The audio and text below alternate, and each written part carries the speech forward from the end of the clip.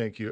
Let's move on to agenda item 4. This is an information item on the federal waivers. And we have, it looks like we have Scott Jones, Max Lang, and Brittany Broadhead are going to be helping us out with that. Scott, please. Oh, okay. Well, I thought it was too. Okay. Well, good. Yeah, I thought it was. And then these, okay. Elise, please. Sure. So this item is coming to you as a result of a request from you all, and our staff have gone through all of the different federal requirements that we have as a board and as a state, and have identified in the spreadsheet that was sent to you various apologies, areas where there is already some flexibility that we could tap into as an agency and that we could use without having to get a waiver. And then also other areas where a waiver may be possible and where we could pursue that possibility. We are happy to help with that process, but we're going to let you look at that spreadsheet that was sent out earlier and is in your backup items and come to us with specific requests with a 3 board member request to put something on the agenda. Yeah, thank you, Elise. So, board members, yeah, this is in your packet. Please, as we have discussed this, it was a request to bring this forward. And then if there is movement, yeah, let's go through the process, put it on there, and we'll get it before the board on the agenda. I will tell you, I had a brief conversation with staff member Representative Owens, kind of curious about the same thing. Well, what is it, with the letter that we sent, what is it that you would like to see? And so this is our opportunity here to say, this is where we'd like to see. Is that correct? Okay. Questions, Member Earl? Yeah, so if I'm understanding the process, it would be if we were interested in a waiver, we would get 2 other board members, we would make a recommendation for something to come forward. Is that the process, right? And then that would go into, whatever it is. If it's around assessments, then you might be in standard assessment, or if it were a financial piece, right? Is that right? Correct, yes. And then from there, we would develop the waiver and then move it. Okay.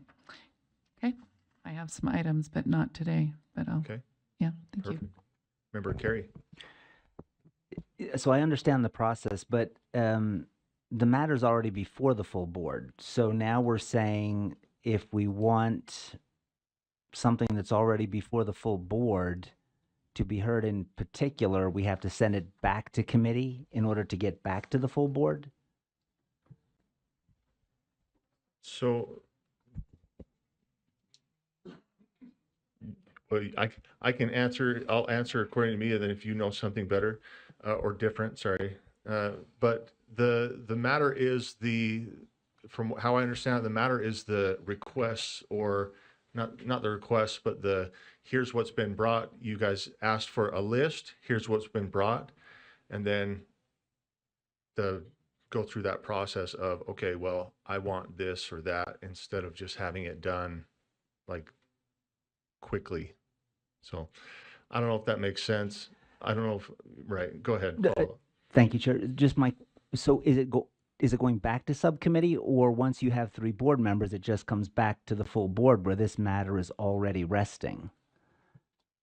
That's it. Yeah. I don't know if this is a standing agenda item, if this would be, because this is a federal, I know we have our legislative requests, if that makes sense, Molly. If we have our legislative request, which is a standing, I don't know if the federal one, that's where we're kind of different here. So by providing the list, we concluded this item. It doesn't stay in front of the board.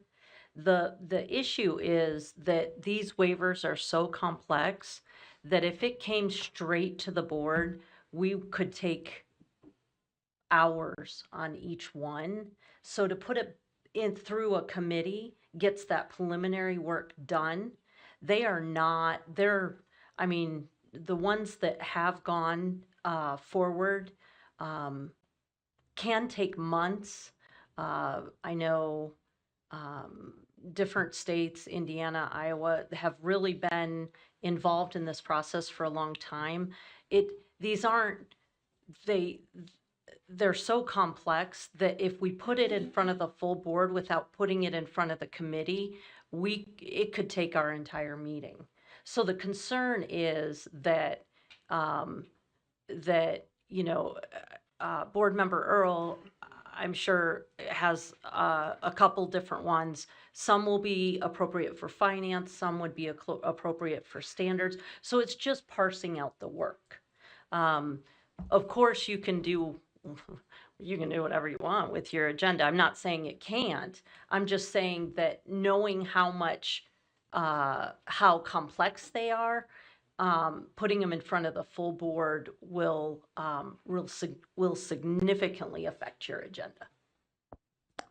So it sounds like what we're saying is we recognize the role of the standing committees and that those standing committees do serve a process to vet, bring information forward, and that we want to make sure that's not short-circuited. And so that's why these matters will start in a standing committee if you get 3 board members. Thank you. Thank you. I wish you would have led with that instead of the question. Yeah. Yeah, no, you got it. Remember Earl. And I guess I reviewed it, I viewed it as a report out, more like a, if you ask for a report of something. And I actually really appreciated it because there were things on there that I was like, oh, yeah, we have flexibility here, right? Or others that I was like, when I read it, I was like, oh, okay, I don't think, right, we wouldn't be able to get flexibility for that. So it was good for me to go through, and as I kind of evaluated it, like I said, I've got some I pulled out and a couple of individuals I'm working with to try to see if I can narrow that down to a really good, waiver. So. Member Bogus. Thank you. I just think for the public, we need to show them exactly where to find this list because they're not finding it. I know I found it, but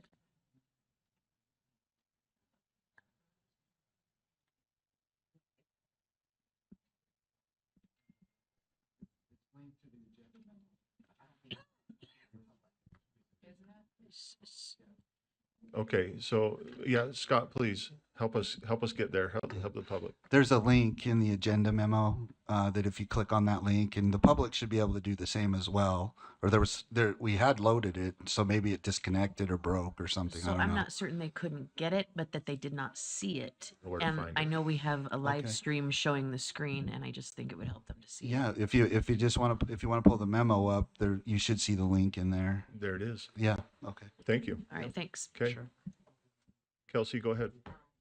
To Vice Chair Bollinger's point, so you do say, I do have it highlighted in the agenda memo on the screen right now where that link to the spreadsheet is, but it does look like the permissions, I didn't mean to do that, but the permissions on there is that anyone in the Utah State Board of Education group can view it. So if staff could create maybe like a separate copy that's for the public, that's view only and everything, that would be great. Thank you. Thank you for bringing that to everybody's attention. So thank you, board members. We look forward to the future work in this area.